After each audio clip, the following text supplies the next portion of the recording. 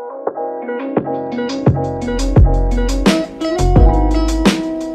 guys, welcome back to my channel. This is another video in my UCAT tip series where I'm going to be giving you 5 top tips on how to ace the SJT situational judgment testing in the UCAT.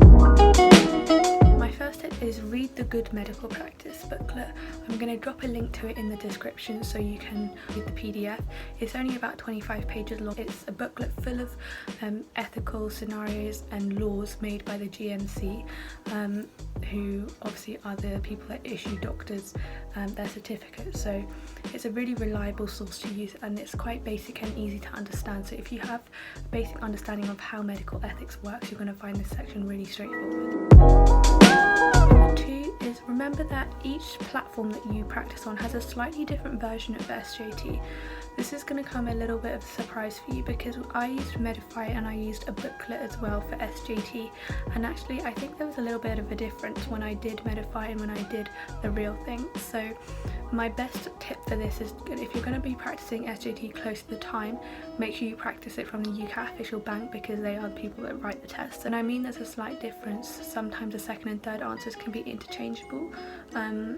So you just be careful. I know you're still going to get half a point, but still got to be careful. My third tip is that because there are 4 answer options, the best thing to do is reading the scenario and then finding out whether the action overall is good or bad, because then we know if we're looking at top 2 answers or the bottom 2 answers. The last thing you want to be doing is thinking between the second and third answers, because they can really confuse you and you might be stuck there for a little while thinking, what if this, oh what about this? So remember to split the answer so that you know it's yes, definitely this is a good thing, or no, this isn't a good thing. Then from then you can then see to what extent it is good or not. Tip number 4 is try to relax in this section because the entire of the UCAT is around 2 and a bit hours. So it's a very long test to keep your brain working for that long. So maybe at the start of SJT, just take a little bit of breath, take a little sit back in your chair, relax, have a couple of deep breaths, and then go into the section with a fresh mind and forget about the section before. This can help you relax, really read the question carefully because you have the time to do so in this section.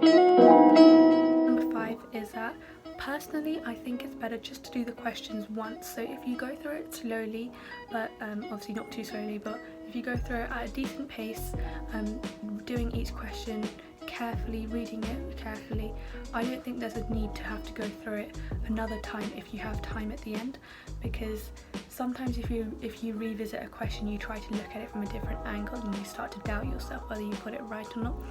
Even if you hadn't got it right the first time, making yourself doubt yourself will change a lot of your answers, I found anyway. So don't be afraid to end the exam early if you have the time left over and you don't want to check through your answers as well. So guys, that's the end of my SJT 5 top tips. I hope you enjoyed it and you found it useful. Don't forget to like, subscribe, drop any comments if you have a question, and hopefully we'll get some more videos up soon.